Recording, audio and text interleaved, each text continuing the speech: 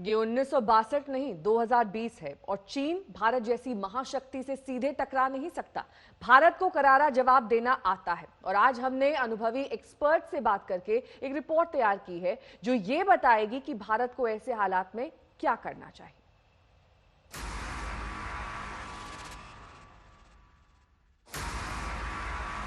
क्या चाहता है चीन? क्या चीन युद्ध चाहता है? क्या चीन चाहता है कि हमसे गलवान वैली में एक युद्ध हो जाए? क्या फायदा होगा उससे? वो एक ब्रिगेड लाएगा, हम एक ब्रिगेड ले जाएंगे, उसकी कुछ कैजुअलिटीज होंगी, हमारी कुछ कैजुअलिटीज होंगी, वो कुछ जमीन घेर लेगा, हम कहीं जमीन घेर लेंगे। क्या फायदा होगा उससे?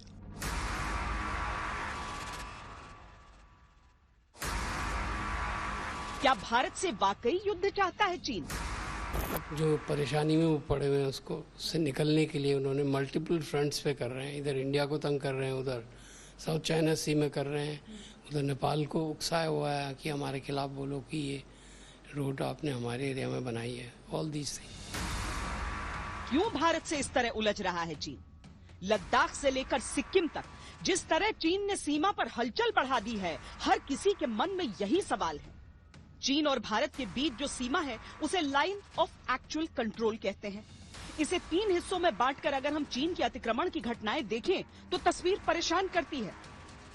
2018 में पश्चिमी सेक्टर में 284 घटनाएं हुई, पूर्व में 89 और मध्य में 31। 2019 में पश्चिमी सेक्टर में यह बढ़कर 497 हो गई, पूर्व में 138 और मध्य में 28। इस साल के केवल 4 महीनों में 170 घटनाएं हो चुकी हैं, जिसमें 130 केवल लद्दाख में है। चाहे उनकी पॉलिटिकल प्रॉब्लम्स हो, चाहे उनकी इकोनॉमिक प्रॉब्लम्स हो, चाहे उनकी पूरी वर्ल्ड की तरफ से घेरा डल रहा हो, चाहे उनको शिकत मिल रही हो ताइवान में, चाहे हांगकांग में, परेशान है शायद।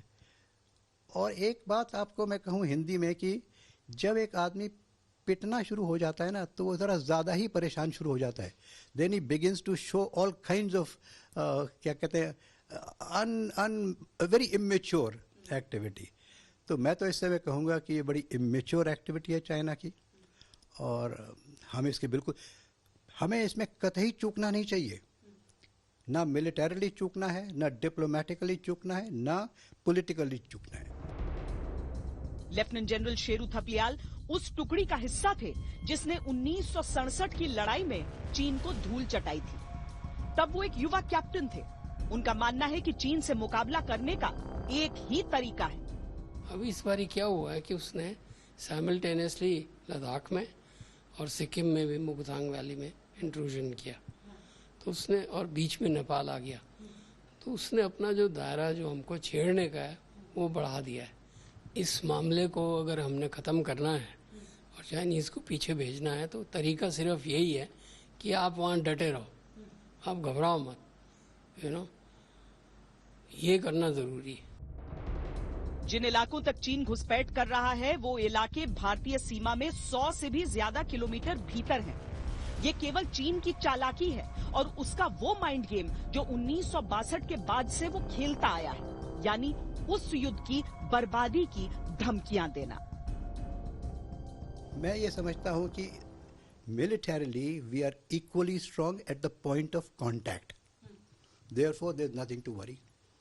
अगर कॉन्फ्रंटेशन होती है मिलिटरीली, मैं ये नहीं कहता होनी चाहिए, मैं तो कहता हूँ ना हो तो अच्छा है, लेकिन खुदा न खास्ता हो गई कहीं तो we will match them.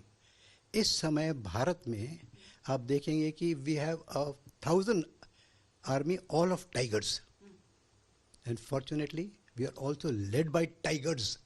Tigers में इस मारे कह रहा हूँ कि tigers at the army levels, various echelons of army as well as various echelons of political leadership.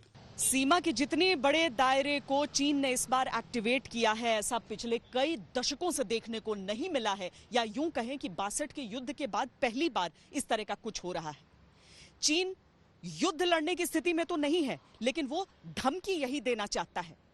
लेकिन चीन की एक स्ट्रैटेजी को और ध्यान से देखना पड़ेगा कि वो लाइन ऑफ एक्चुअल कंट्रोल के जितना भीतर दाखिल हुआ है वो भारतीय सीमा के बहुत अंदर है और भारतीय सेना जो है उसे केवल डटकर बिना पलकें झपकाए अपनी जगह पर मुस्तैदी से रहना होगा। कैमरा पर्सन सैयद मोहसिन के साथ श्वेता सिंह, दिल्ली आज तक।